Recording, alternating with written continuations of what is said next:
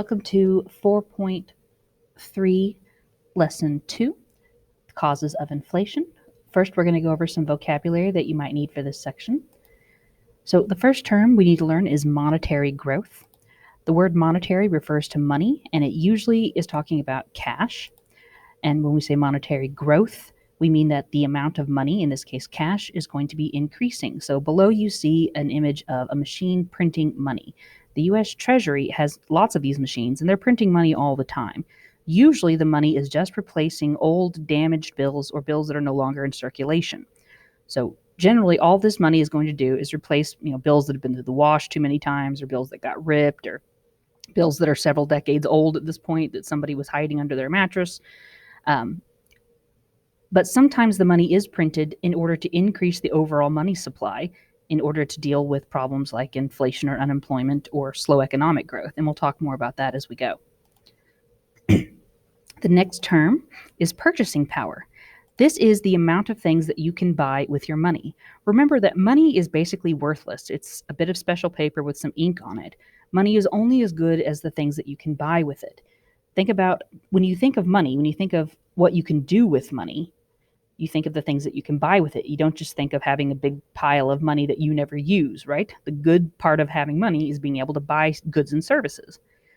So if your purchasing power increases, that means that with the same amount of money you have now, you can buy more goods and services. If you have a decrease in purchasing power, that means the same amount of money buys less things. So as an example, let's say you've got $10 in your pocket and you want to go and buy gas. And let's say that gas is $1 a gallon. That means that you can buy 10 gallons of gas. That's your current purchasing power. That's the value of $10 in terms of goods. $10 buys 10 gallons of gas. Now let's say the price of gas drops down to 50 cents. Your purchasing power has doubled. You can now buy 20 gallons of gas with the same amount of money. But if the price of gas goes up, let's say to $2, well, now you have less purchasing power. You can only buy 5 gallons of gas. So even the same amount of money that you have, if inflation goes up or down, then your purchasing power changes with that. And that's what inflation affects. It affects your purchasing power, the number of goods and services that you can buy with the same amount of money. The next terms we need to learn: aggregate demand. Aggregate just means to gather together, and demand is the willingness and ability that we have to buy goods and services. So aggregate demand is just the demand by all consumers in the economy for all the goods and services that we buy. Aggregate supply is the other side from the producer's perspective. It's all the goods and services that producers are willing to sell in a market. Supply is not the same thing as production, though. There's plenty of goods that get produced that don't get sold in a year. They're part of inventory. So aggregate supply is just what is put up for sale, not everything that is produced. So let's get to the causes of inflation. There are 4 things in general that we consider to be causes of inflation. The first one is called the quantity theory of money, and this is basically saying if you print too much money, it will cause inflation. If you print more money than just what is being replaced, that means that there is what we call too many dollars chasing too few goods. And I'll explain that in a minute. The second cause is demand pull inflation, and that's when consumers increase their demand before producers have a chance to increase supply. And so there's less goods, creates shortages basically, and we pull prices up. Then there's cost push inflation. This is also known as an economic shock.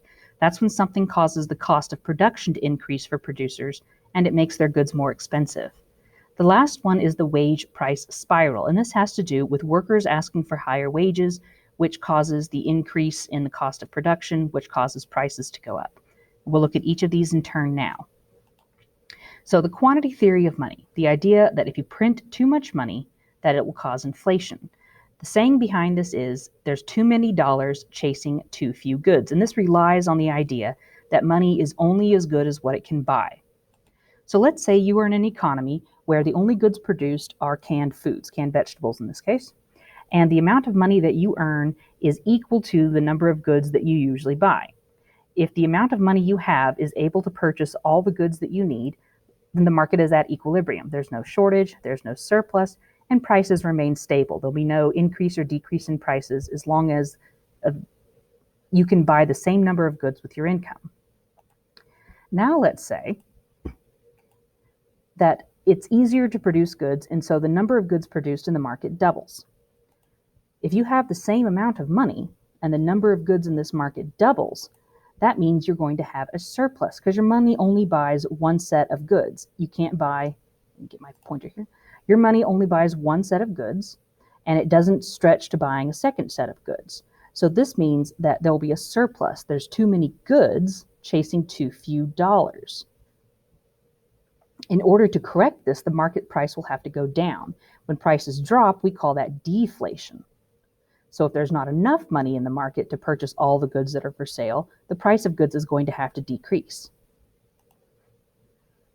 Now, what would happen if there's a set number of goods? So we have two sets of goods here that you can buy, and the amount of money in the economy doubles as well. So the number of goods in the economy doubles, and the number of amount of money, the monetary supply, also doubles. Well, then we're back to equilibrium and prices stabilize. Your money can now purchase two sets of goods instead of just one.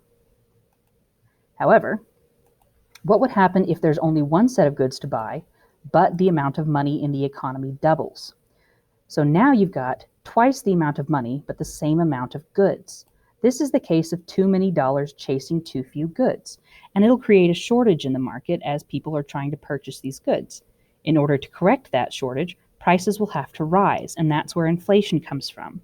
In order to purchase this amount of goods, producers are now going to ask for twice the amount of money, since everyone has more money to spend, but the number of goods has stayed the same. So that is the quantity theory of money. If you print more money than there are goods to buy with it, then the goods that are there for sale are going to increase in price, and people will be able to buy basically the same amount they did before with a greater amount of money. So your purchasing power didn't really change because there's no more goods to buy than there was before. You just have extra money.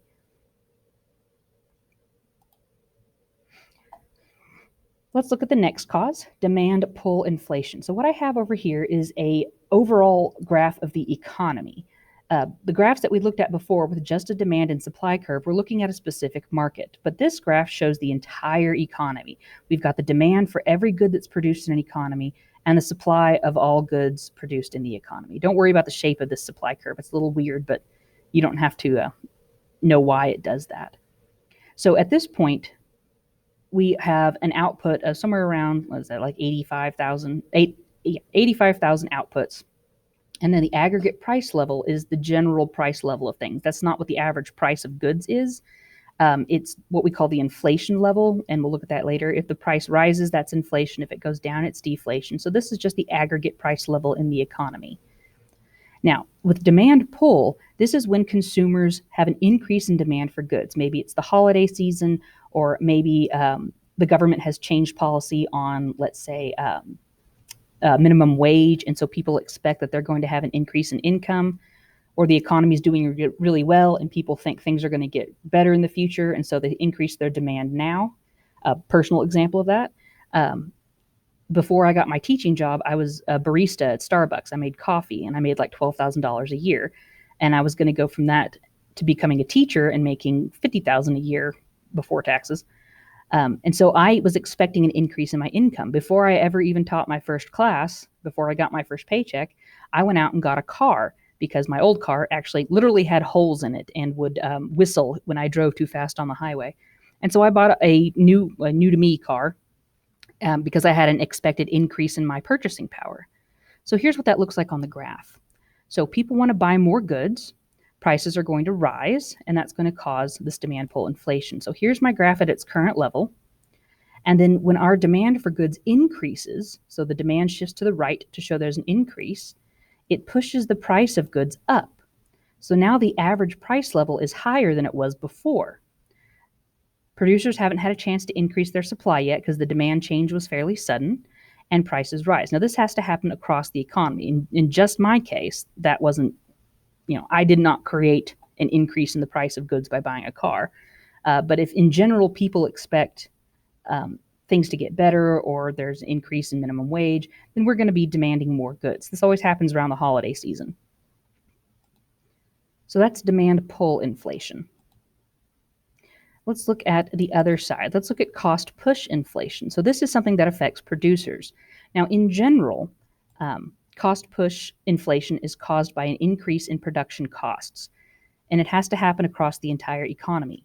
There are two things that are universal to production that will, if they increase in price, two inputs, what we call resources of production, that if they increase in price, it's going to affect almost every single business in the economy. And that's the cost of energy, so electricity, and the cost of labor, wages. Things can happen from outside our economy that can affect it. We call those shocks. So if something happens like a huge natural disaster or a war, those things are going to definitely affect the cost of not infect, or maybe they do, I don't know, could be a virus, that will cause cost of productions to increase. And that means producers can't make as much. So supply will decrease if there is something that causes the cost of production to increase. Let's look at that. So we're at our equilibrium, we've got our current price level, and there's going to be a decrease in the supply, the aggregate supply of goods. So maybe the cost of energy goes up, or the cost of labor increases, or there's a war that restricts our ability to gain the supplies, the raw materials that we need to produce things, or a plague that killed off half the population and now the labor market has a shortage. Cheerful thought. And that's going to cause the equilibrium price of goods to rise. This is something that happened in the late 1970s, early 1980s in the US, when the country of Iran basically stopped selling us oil. A lot of that was due to the fact that we supported Israel in one of their wars. And because at that time we relied a lot on oil from the Middle East in order to, create energy and gasoline and everything else, our cost of production rose very quickly. And we had massive inflation in the economy, about 14% inflation. Normally we have about 1% inflation. That was 14.8 was the highest we've ever had, and that was during that crisis. The last kind is the wage price spiral theory. And this is the idea that when workers ask for higher wages, it causes cost of production to increase, which makes producers raise the prices on their goods in order to make profits, which causes workers to realize their money doesn't buy as much, their purchasing power decreases because prices are higher, and so they ask for greater wages, and the cycle continues. Let's look at a physical example here, an image.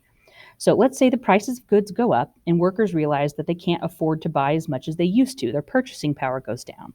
So they ask for an increase in wages. When that happens, producers have to increase the price that they sell their goods in the market at so that they can make a profit again because they're paying more, the cost of production increased. So in order to be able to produce the same number of goods they used to, they have to raise the price of the goods so they earn more revenue. So prices rise again. And after some time, workers realize that their money doesn't buy as much as it used to because prices are rising in the economy. And so they ask for another wage raise, another increase in their salaries. And that again leads to increased prices as producers have to charge more for the goods they have, which again leads to an increase in wages. Now, this doesn't all happen very quickly. This is the most common cause of inflation. It leads to what we call creeping inflation, which is the slow rise in prices over time. This is why if you've ever heard like a grandparent or a great-grandparent say, well, in my day, a gallon of milk cost 10 cents. You'd be like, okay, boomer. But you also only earned, $1 an hour or less. So prices increase over time, and so do wages. Here's a result from the web. Oh, I just set off my Google Home. So prices rise, workers ask for greater wages, and the cycle continues over time. This leads to a steady rise in prices. It's not necessarily a bad thing unless it happens too quickly. It's a good thing for prices and wages to both increase at the same time, because if that's true, then the inflation isn't a big deal. If your purchasing power increases at the same rate that prices do, then you haven't really lost anything. The problem is when price increases go faster than wage increases. That's it for this section, and I will talk to you guys later.